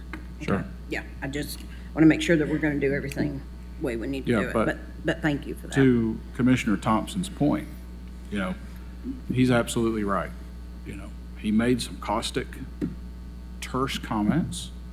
And hey, we live in an age of conspiracies. If we don't address this, if we don't bring him here, people will say, well, what were you hiding? What was here? Let's go ahead and let's get it out. I think that at the end of the day, he may have just been upset over the lack of funding, but he needs to come here and address it to the press. Thank you. Commissioner Jay? Thank you, Madam Chair. I think what everybody's missing in all of the context is Mr. Bivens was talking about the CTAS report that we got literally 2 weeks before he resigned. That said exactly what we've said. And I encourage you, I know it has not been read by many people, take the time to read it. He was literally referring to the report that says there are some deficiencies in security and there's deficiencies in staffing. We know that, we knew that, we're going forward and we're working on that. I also would encourage you, I have delivered you a copious amount of information. Please do not come back here in December and question about things that are presented to you in full. There is an exceptional amount of information given to you. All of our committee meetings are available on Knox Media since July. You can literally watch every single one of them. Please, if you're going to come, either present questions and come and participate in the meeting or read the information we have given to you, because every single thing that's been asked tonight has been in the information in the meetings, and I have given you a full rundown of that. This committee cannot spend more time being more transparent than we have already done. We are doing everything possible to fix the facility and move forward. So please read the information given to you. Please read the CTAS report. Please watch the committee meetings. Thank you. Commissioner Frazier? Thank you, Madam Chair. Are we still just discussing this topic, or is this under other? We're just other business. I just wanted to give a shout out to Junior Achievement Miss Business event that occurred last week, and then I participated in as a panel speaker and also a table host. This was for junior and senior young ladies across Knox County and the greater area, and it was an incredible event to see these young women gather together and look forward and be optimistic. It really provided a lot of hope. in our future. And I just wanted to, I told my table that I would do this, so just a shout out to the bubbly boss babes. You guys were great last week. Commissioner Fox? Thank you, Madam Chair. Yeah, I just want, and I thank Commissioner Thompson for the spin he put on this. And I want the commissioners serving on the board to know that this is not an attack on how the board has been managed. That you heard me say a number of times that his opinion may just need to be given very little weight. That means, in other words, he may not have anything valid to say, and that you ought to look at that as me supporting the board. But still, we need to find out why he's saying that. And I do, by the way, what Commissioner Thompson said about Judge Irwin and the juvenile court system in this county actually is excellent. And we have, as I recall from our meeting with Judge Irwin, that we have better outcomes in this county than the other major counties across the state. I think we have lower delinquency rates and so forth, and I attribute that to the quality of the juvenile court and the people involved in running those services. Thank you. Thank you. Okay, please, all commissioners, remember that you have, I think Commissioner Durrett emailed us the Junior Commission to advertise on your social media for Junior Commission. Please do that so we end up with a good class. You guys all got the Rees Across America little form. Also, just again, I said this last week, just reiterating, December 13th is Rees Across America. December is a big month of meetings. We've got an appointment. We've got, I mean, it's got a lot filled in there. I want to really quick say thank you to, and I'll share this a little bit later once I'm able to, but I just want to thank Jenny Holden and her staff for a situation that she helped me with that was something through one of the nonprofits that we fund that helped my constituent this week. That was a very emotional situation, and Jenny goes above and beyond, and I hope she's in here and she can hear that. And then I just want to be thankful to all of our staff, our law department, our engineering and public works. Those guys are spending a lot of time in my district right now with projects that's coming online, and I can't thank Jim Snowden ever enough. I don't think there'll ever be enough thank yous. Chris Caldwell, Stephanie has worked extremely hard on this juvenile detention center, on HR, and Zach Webb and Dwight Vandevate. All you guys are awesome. So I think we can use this time as Thanksgiving to do that. The true meaning of Thanksgiving is gratitude, reflection, and togetherness with a focus on appreciating the year's blessings and connecting with loved ones. So I hope you all have a wonderful Thanksgiving and blessed time with family and friends, and we will see you back in December. We're adjourned.